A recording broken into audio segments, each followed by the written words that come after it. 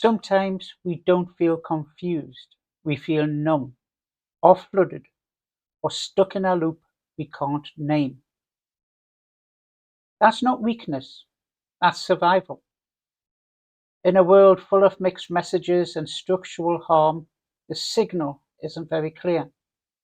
I'm Beverly, counsellor and lecturer, and this space is for unpacking the emotional weight we all carry.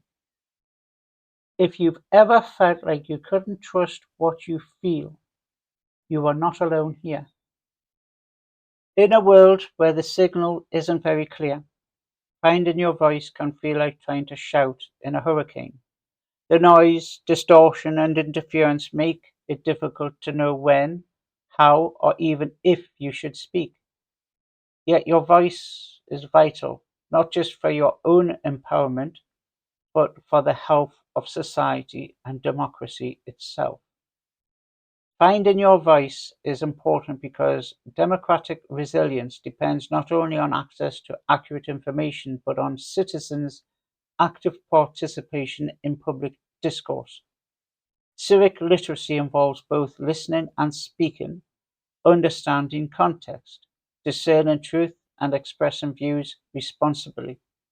It is a skill, a form of agency, and a safeguard against manipulation.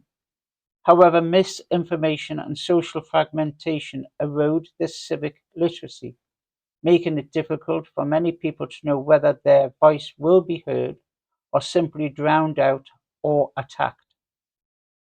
There is a tension between speaking out and staying silent. On one hand, remaining silent in the face of misinformation allows harmful narratives to spread unchecked.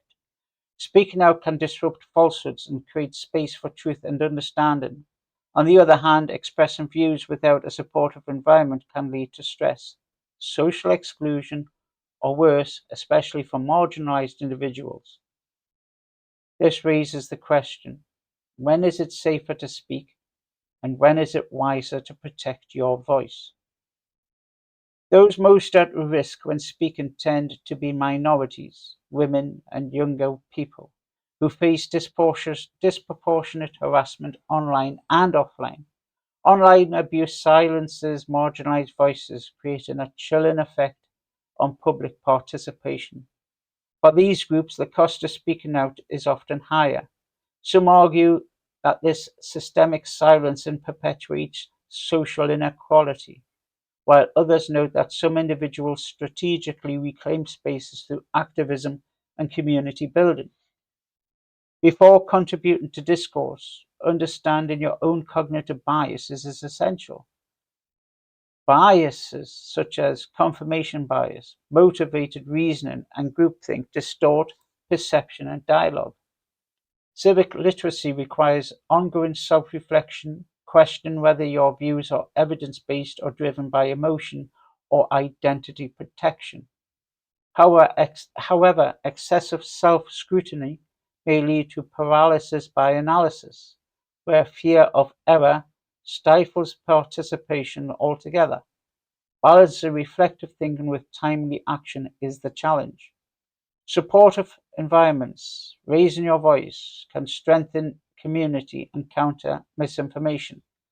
Moderated forums, local councils, and interest groups can foster psychological safety, allowing diverse voices to share opinions without fear of attack.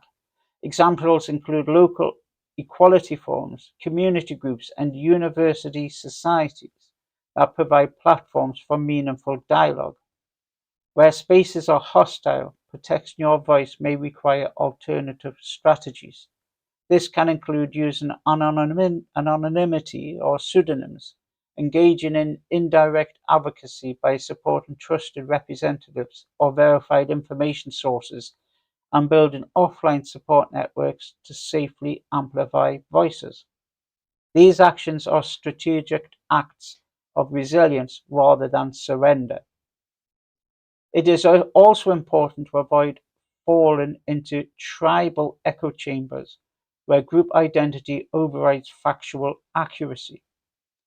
Correcting misinformation must be done carefully to avoid backfire effects. Being grounded in evidence rather than emotional or partisan narratives is crucial to maintain credibility and influence. If many people lose confidence to speak or only speak within echo chambers, democratic dialogue fragments further. This fragmentation weakens social capital and mutual understanding. Reclaiming a safe and informed voice individually and collectively is essential. We rebuild the clarity of this signal by encouraging participation that is reflective, respectful, and resilient.